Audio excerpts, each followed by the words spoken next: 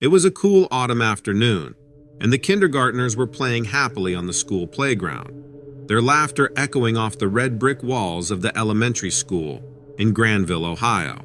Miss Cooper stood by the fence, keeping an eye on them like she always did during recess. After 5 years of teaching, this was still one of her favorite parts of the day. The kids could burn off energy, and she could take a moment to breathe. The playground backed up to a small wooded area, stretching about half a mile before it opened up into a neighborhood. The children weren't allowed near the trees, of course. It was just a precaution, a way to keep them close and avoid any unnecessary accidents. Over the years, nothing out of the ordinary had ever come from those woods, but the rule was there for a reason. On this particular day, everything seemed normal, until it wasn't. It started with a flicker of movement out of the corner of Miss Cooper's eye. She glanced toward the woods but saw nothing. It was probably just a bird or a squirrel. She dismissed it and refocused on the playground. The kids were digging in the sandbox, swinging from the monkey bars, completely lost in their games. But a few minutes later, she saw it again, a quick, darting movement near the trees. Miss Cooper squinted, her eyes scanning the tree line more carefully. Her gut tightened. Something felt off. The way it moved didn't seem like an animal. Whatever it was staying low, and it was fast. She felt a prickle of unease creep up her spine. Her eyes darted back to the kids. All of them were still playing, blissfully unaware. But that sense of dread was building.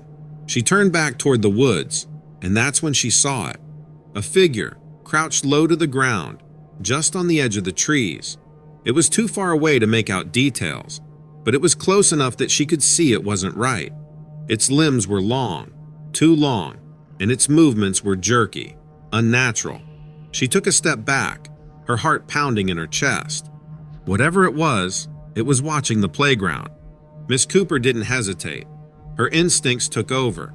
She blew her whistle loud and sharp, cutting through the air. The kids all stopped what they were doing and looked over at her. "All right, everyone," she called out, keeping her voice steady even though her heart was racing. "Recess is over. Line up by the door." The children, used to following her directions, didn't hesitate. They gathered their things and started lining up, some of them grumbling about recess ending early. Miss Cooper kept one eye on the kids and the other on the tree line, where the figure still lingered. It hadn't moved. It just crouched there watching. She did a quick head count. Everyone was there. She ushered them toward the door as quickly as she could without alarming them, her hands shaking slightly. She could feel the thing's gaze on her, and the kids the whole time. She didn't dare look back until every child was safely inside the building. Once the door shut behind them, she turned and locked it. Her breath came out in a rush, but she knew she couldn't stop yet. She needed to report this right away. Miss Cooper hurried the children back to their classroom, trying to keep her voice calm and steady as she told them to sit down and get started on their afternoon activities. Then, she walked straight to the principal's office, her heart still racing. Mr. Gordon, the principal, was at his desk when she arrived, going over some paperwork. He looked up when she knocked on the door and immediately noticed her face. "Miss Cooper, is everything all right?" "No, it's not," she said, not bothering to hide the urgency in her voice. "There's something in the woods by the playground. I don't know what it was, but it was too close to the fence. I brought the kids inside early." Mr. Gordon's expression changed in an instant. He stood up quickly, his usual calm demeanor replaced with concern. "Tell me exactly what you saw," he said, grabbing his radio from the desk as he motioned for her to sit. Miss Cooper recounted everything, from the first flicker of movement to the moment she locked the door behind the children. She described the figure, the way it moved, and how it seemed to be watching them. "Whatever it was, it didn't look like any animal I've ever seen," she said, her voice trembling slightly. "And it was too close to the kids." Mr. Gordon didn't waste a second. He picked up the radio and called for the head of maintenance. "Frank, I need you to head out to the playground right now. Check the tree line. Miss Cooper saw something by the woods. Could be an animal, but we're not taking any chances." He turned back to Miss Cooper. "You did the right thing bringing the kids in. We'll make sure it's safe out there before they go back outside." Frank, the maintenance supervisor, responded right away over the radio, confirming he was on his way. Within minutes, he and another staff member were outside, combing the area near the woods. They took flashlights and sticks, checking every inch of the tree line and beyond. Miss Cooper stood by the window, watching as they searched the woods. Mr. Gordon joined her, his arms crossed over his chest. "You're sure it wasn't just a stray dog or something?" he asked quietly, though his tone suggested he believed her. "I'm sure," Miss Cooper replied. "It didn't move like a dog. It was, I don't know how to explain it, but it wasn't right." They watched for what felt like an eternity. Frank and his team moved deeper into the woods, disappearing from view for several minutes. Miss Cooper's stomach was in knots. What if they found something dangerous? What if it was still out there waiting? After what felt like forever, Frank's voice crackled over the radio. "Mr. Gordon, we've checked the whole area. There's no sign of anything unusual. We'll stay out here a little longer just in case, but it's clear for now." Mr. Gordon nodded and thanked him, then turned back to Miss Cooper. "We'll keep a close eye on things," he said, his voice firm. "I'll make sure someone checks the area before recess tomorrow, and we'll keep the kids inside until we're absolutely sure it's safe. I'm also going to notify the local authorities just in case. Better safe than sorry." Miss Cooper let out a breath she hadn't realized she was holding. She felt a little better knowing that Mr. Gordon was taking it seriously. But deep down, she still felt uneasy. She headed back to her classroom, but her mind was elsewhere. What had she really seen? She tried to shake off the lingering fear, telling herself it was probably just an animal, a weird one, but still an animal. But that nagging feeling wouldn't go away. Later that afternoon, when the final bell rang and the kids were picked up by their parents, Miss Cooper watched them go with a little more vigilance than usual. She stood by the door, waving as the last child left, but her eyes kept drifting back toward the playground and the woods beyond. Then she felt a sense of relief wash over her. Mr. Gordon had already arranged for maintenance to patrol the area before recesses moving forward, and the school had notified local authorities to keep an eye on the woods. They even planned to temporarily restrict outdoor play until they were absolutely sure it was safe. The school took the safety of its students seriously, and Miss Cooper knew they were doing everything they could. As she walked out that evening, she felt reassured that they had acted quickly and appropriately. Whatever had been lurking in the woods hadn't harmed anyone, and now, with extra precautions in place, the children were as safe as they could be.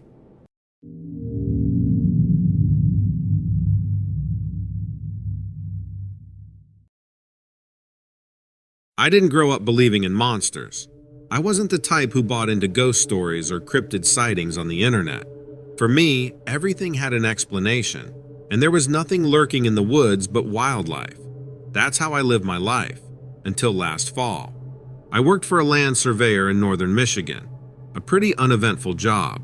We'd measure boundaries for new construction, hike through forested areas to map them out for developers, and occasionally deal with trespassers. The work was steady, peaceful even, especially when you were alone in the woods with nothing but the quiet hum of nature around you. That's why I loved it out there, just me in the forest, but I'm not so sure anymore. We'd been contracted by a private company to survey an old logging site deep in the woods. It was miles away from any town or trail, overgrown with brush and forgotten by everyone except the developers. It was mid-October, and the leaves had already fallen, leaving the forest bare and gray, a labyrinth of skeletal branches. There were 3 of us on the job: myself, my boss Hank, and a new guy, Rob. Rob had only been with us for a few months and was fresh out of college. He was eager to impress, but still learning the ropes. Hank was the kind of guy who'd been doing this for so long. He could eyeball most measurements and be within an inch. We split up to cover more ground, with Hank taking the southern section, Rob heading east, and me going west. The first few hours were routine. I marked trees, took GPS coordinates, and made notes about the terrain. The place had a strange stillness, though. No birds, no wind, just the crunch of dead leaves beneath my boots. It was eerie, but not enough to make me feel anything more than a slight unease. Then, around noon, things started to get weird. I was about a mile from where we'd parked, walking toward a small clearing that was marked on the old maps. The clearing was odd, a perfect circle with no trees, just thick, tangled brush in the center. It looked like something had scorched the earth long ago, though there were no signs of fire damage on the nearby trees. I made a mental note to tell Hank about it later and moved closer to the edge of the clearing. As I stepped forward, though, I heard something that stopped me dead in my tracks. It was a low, almost imperceptible hum, not like machinery or wind, but something that felt organic, like the vibrating hum of a deep animal growl, the kind you feel more than hear. My skin prickled and I froze, straining to listen. There it was again, but this time it wasn't constant. It came in waves, faint but deliberate, like something was moving beneath the ground. My first thought was an underground stream, or maybe some kind of animal burrowing, but the sound felt too steady, too intentional for that. I stepped closer to the clearing, trying to pinpoint the source, and that's when I saw movement out of the corner of my eye. A flash of something dark between the trees. I spun around, but there was nothing there, just the empty forest. My heart started to beat faster. I wasn't scared exactly, just on edge. The silence had returned, even heavier now. I stood there for a moment, trying to brush off the creeping sense that something was watching me. I checked my GPS, marked the clearing, and turned to head back. That's when I heard it again. Not the hum this time, but a soft, rhythmic thudding, like footsteps on dry leaves. They weren't coming from behind me, though. They were ahead, from the direction I was walking. I called out, "Hank? Rob?" No answer. I waited a moment, listening. The footsteps stopped. The forest was completely still again. I felt stupid. It was probably just an animal, maybe even Rob trying to mess with me. I radioed in. "Rob, you out here?" Nothing but static. Great. Our radios were supposed to work over a few miles, but we were deep enough in the woods that interference wasn't uncommon. Still, I didn't like it. I decided to backtrack to the truck, figuring I'd catch up with the others and tell them about the clearing. I started walking, faster this time, keeping my ears tuned to the forest around me. The thudding came again, louder this time, unmistakably footsteps. Not animal footsteps either. These were heavy, deliberate, almost like a person, but not quite. I turned around sharply, my heart racing. Again, nothing, but the feeling was there now, thick in the air. Something was watching me. My hands were sweating, my breath quickening. I told myself I was imagining things. There was nothing out here but trees and wildlife. And yet, I started moving quicker, my steps crunching loudly on the dead leaves. But the footsteps followed, matching my pace. Faster and faster, and they kept up. The sound now coming from both sides, closing in on me. My mind raced. It didn't make sense. No person could move like that. Silently 1 minute, thunderous the next. I broke into a jog, my body running on adrenaline. That's when I saw it, or thought I did. Ahead, just past a thick stand of trees, a figure, tall, gaunt, its skin ashen gray, barely visible in the shadows. It wasn't moving, just standing there watching. I skidded to a stop, my chest heaving, and for a brief, terrifying moment, we locked eyes. I couldn't breathe. It had no face, no distinct features, just two hollow depressions where its eyes should have been. I blinked, and in that split second it vanished, like it had never been there at all. I didn't stick around to figure it out. I ran, full sprint, legs burning, lungs gasping. The footsteps followed, closer and closer, until I could feel the vibration of each one through the ground. I stumbled, nearly fell, but I kept running, pushing through branches, thorns, whatever got in my way.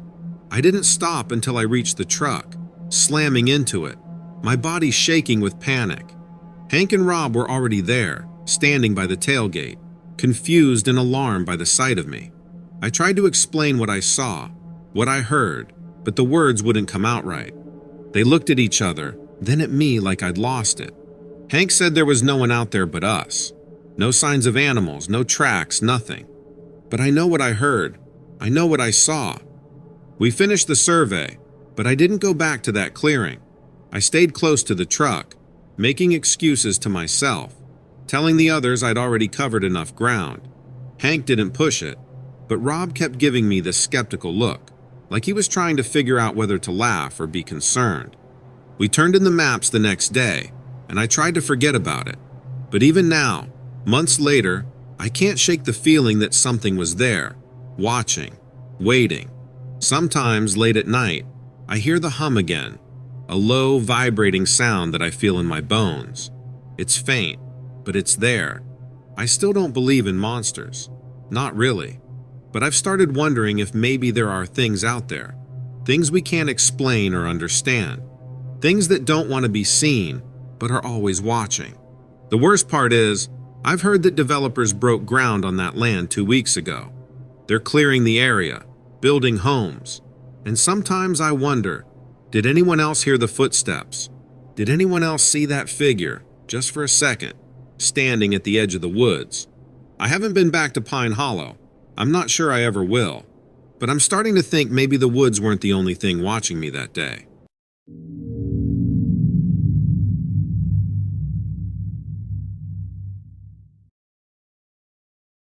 It all started with a sound, not one of those distant noises you could brush off as the wind or an animal moving through the woods. No, this was different, closer, louder, and far more deliberate. It was a series of low grunts followed by a sharp snapping, like tree branches breaking under something heavy. Dan heard it from his porch one night, while he was nursing a cold beer and enjoying the cool autumn air. The night was still except for that noise, and it made the hair on his arms stand up. He lived at the edge of the forest, just outside a small town in Ohio that didn't have much going on. Quiet, peaceful, that kind of place. So, when the sounds came again, this time more distinct, like something was moving closer through the woods, he put down his beer and strained to listen. Curiosity got the better of him, and he grabbed a flashlight from the kitchen drawer. Stepping off the porch, he felt the cool, damp grass under his feet as he made his way toward the tree line. The light of the beam cut through the darkness, but it only revealed more shadows. He could still hear the noise, but it seemed to move further away as he approached, almost like whatever was out there didn't want to be seen. But it was still close enough that he could feel the weight of its presence. "Hello?" he called out, half expecting someone to answer. Of course, no one did. The woods were thick, and the closer he got to them, the more his flashlight flickered. The air felt heavier, colder too, and there was a damp, earthy smell that clung to everything. That's when he saw it, just for a second. It was tall, unnaturally tall, with limbs that seemed too long for its body. Its skin, or maybe fur, was dark, blending into the shadows almost perfectly. He couldn't make out a face, but he saw eyes, reflective, glowing eyes that caught the beam of his flashlight before it disappeared behind the trees again, moving so quickly that he wondered if he'd imagined the whole thing. He eventually turned back, feeling the weight of the night pressing in on him. The sounds had stopped. He didn't sleep much that night, replaying the brief encounter over and over in his head. The next day, Dan went into the woods. Part of him didn't want to, but the other part, the part that couldn't let it go, needed answers. He started where he'd seen the creature, searching for any sign of what had been there the night before. At first, there was nothing, just fallen leaves, broken branches that could have been caused by anything. But then he found footprints.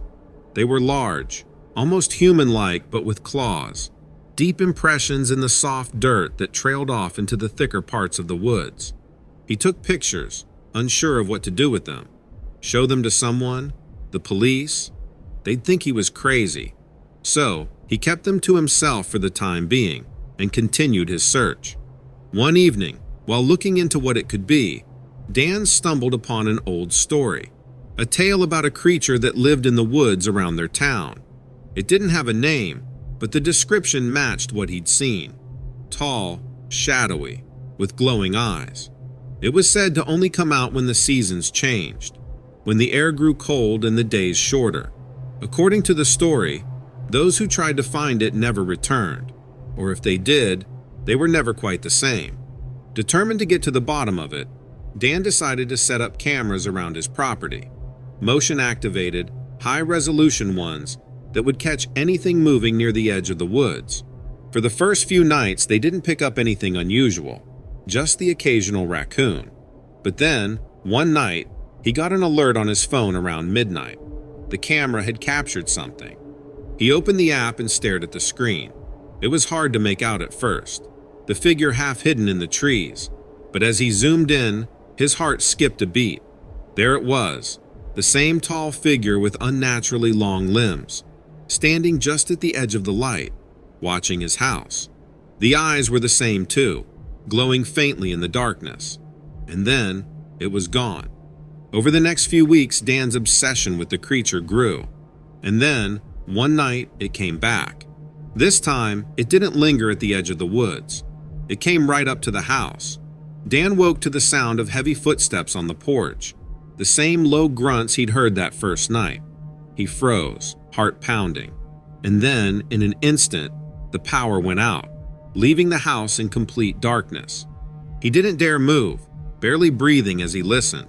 The footsteps stopped just outside his window, and for a moment.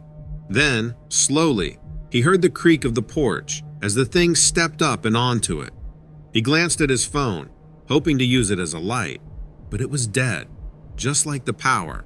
He tried to come up with a plan, but there wasn't much he could do. He was alone, in his house, with something terrifying just outside. Another creak sounded from the porch, heavier this time, like it was moving closer to the door. Dan's eyes darted toward the window, half expecting to see those glowing eyes staring back at him through the glass. But there was nothing, just the dark outline of the trees outside. Then, without warning, the door handle rattled. It wasn't a hard shake, just enough to let him know that whatever was out there knew exactly where he was. He gripped his hands together, his knuckles turning white, but he still didn't move. He watched as the handle continued to twitch, like a faint knock without the courtesy. Dan's mind raced through every possibility. Should he grab something to defend himself? He wanted to call for help, but the nearest neighbors were miles away, and in the dead of night, with no power and no phone, he was on his own. The rattling stopped, leaving a tense silence behind. Dan exhaled slowly, trying to calm his nerves, but then came another sound, a low, deep, vibrating hum. It was close, too close. He didn't want to look out the window, didn't want to confirm what he already feared, but his body acted on instinct. He turned his head ever so slightly, just enough to see the faint outline of a shadow moving along the side of the house. It was taller than before, or maybe it just seemed that way in the dark, but it moved with a slow, deliberate pace, like it had all the time in the world. Dan forced himself to stay still, even as his legs ached with the need to run. The growl faded, and for a moment, everything went completely still again before it disappeared. The next morning, Dan checked the cameras, but the footage was useless. The power outage had knocked them offline. There were no new footprints, no signs that anything had been on the porch. This was now too much. The thing had taken him over the edge. Dan didn't go back to sleep that morning. He didn't even leave his room until the sun was fully up. And even then, he couldn't shake the feeling that whatever it was, it hadn't really left. It was still out there, somewhere, waiting. He never did figure out what the creature was, or why it seemed so interested in him. But from that night on, he made a promise to himself. He wouldn't go looking for it anymore.